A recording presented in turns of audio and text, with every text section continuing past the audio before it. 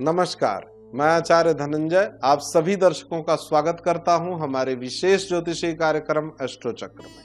आज हम लोग चर्चा करेंगे जन्म कुंडली के 10वें भाव में यदि राहु विराजमान हो जाए तो क्या शुभ परिणाम देते हैं, क्या अशुभ परिणाम देते हैं और क्या क्या करना चाहिए उपाय। आप सभी दर्शकों को मैं बताना चाहता हूं, 10वां भाव सत्ता का भाव है। 10वां भाव पिता का भाव कहलाता है। 10वां भाव जातक की आजीविका होती है, चाहे आप व्यापार में हो, चाहे राजनीति में हो, चाहे आप नौकरी कर रहे हो। 10वां भाव से ही यह स्पष्ट होता है कि जातक करेगा क्या। कर्म का भाव है 10वां भाव।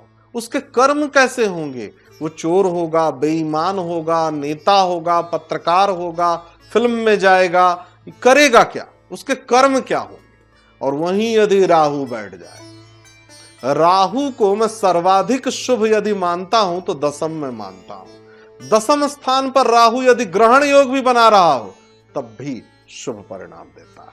और विशेष करके जातक को राजनीति में सबसे अधिक सफलता यदि कहीं मिलता है तो 10वां भाव के राहु से मिलता है। 10वां भाव का राहु जातक को दिग्बली बनाता है। जो वो चाहता है, जैसा वो चाहता है वैसा परिणाम मिलता है। जो कुछ भी उसने सोच लिया वो उसको प्राप्त करा देता है राहु, और बिना किसी कठिन परिश्रम के।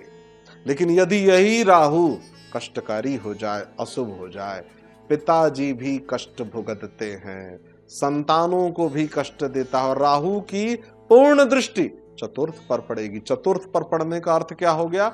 जमीन, जायदाद, संपत्ति, माता और वाहन सब कुछ चौपट कर देगा। यदि राहु बुरा हो गया 10वां में तो कहीं का नहीं छोड़ता, कर्म खराब कर देता है। कर्म भी जातक के दूषित हो जाते हैं। सकारात्मक और नकारात्मक दोनों पक्षों को सदैव ध्यान रखना चाहिए। उपाय सदैव करते रहिए। मन को इस दशा में ना रखिए कि मेरी तो कुंडली में राहु ही बैठ गया 10वां में और यही कारण है कि लगता है कि मैं कर्म कुछ भी कर लेता हूं, परिणाम नहीं। ऐसा नहीं होता है। कई बार क्या होता है, देखिए राहु की दशा 18 साल की। राहु एक ऐसा ग्रह है, देखिए वैदिक ज्योतिष में तो राहु को मान्यता ही नहीं है क्योंकि वो ग्रह तो है नहीं, अंतरिक्ष में तो कहीं दिखता नहीं। राहु एक प्रकार का चुंबकत्वी छत्र जिसके लिए प्राचीन ग्रंथों में, कथाओं में उसका उल्लेख है और कर्म को सीधा सीधा प्रभावित करता है। आपको उपाय क्या करने चाहिए? प्रतिदिन सूर्य को जल दीजिए, आदित्य हृदय स्तोत्र का पाठ कीजिए, प्रतिदिन अपने पिताजी के चरण स्पर्श करिए। आज के कार्यक्रम में बस इतना ही। आप सभी दर्शकों का बहुत बहुत धन्यवाद। नमस्कार।